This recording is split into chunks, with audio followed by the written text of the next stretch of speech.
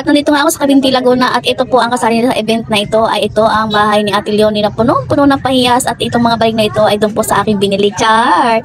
Ayan, napakaganda mga lalabs ko at talaga namang sulit na sulit at sigurado naman sigurong mananalo na ito si ate.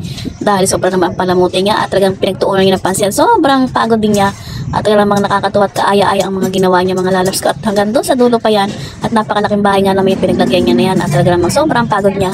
Kaya ay sobrang sipag ni ate at napakalinis ng bahay niya at hanggang doon sa loob ay napakaganda. At talagang nakakaaliw panoorin ng kanyang mga pahiyas na ginawa at talagang namang sininip na sininip yung mabuti ang paggawa nito mga lalabs ko.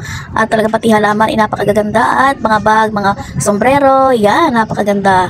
Talaga namang pinaghandaan ni ate Leonie po yan. At talaga, at dito naman ng gabi ay umuli naman ako mga lalabs ko at pumunta ako dun sa gitna at napakagaganda ng mga pahiyas.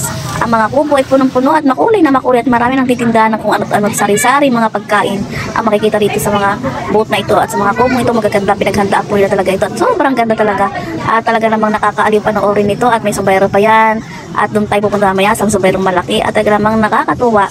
Ayan. At may nakita nga ako dyan, kaya ako bumalik yung bedsheet at saka kortina ay pupunta natin kung titignan natin kung maganda at ay bibili. Ganon. Para tayo may souvenir dito sa piyesta ng Cavinti, Laguna. Ayan, napakaganda ng mga boat, mga lalabs, mga decoration ng sombrero. At syempre, sombrero festival nga naman talaga dito. At kaya naman nagkalawit-lawit ng mga sombrero. At ayan na nga, napakalaki ng sombrero natin mga lalabs. At ayan, dito tayo na. At marami nga picture dyan sa malaking sombrero na yan dahil nga ako nag-isa at nandito ako naglalakad dahil nga titingnan ko ang ating mga kortina dyan, magaganda mga lalabs at mga bedsheet.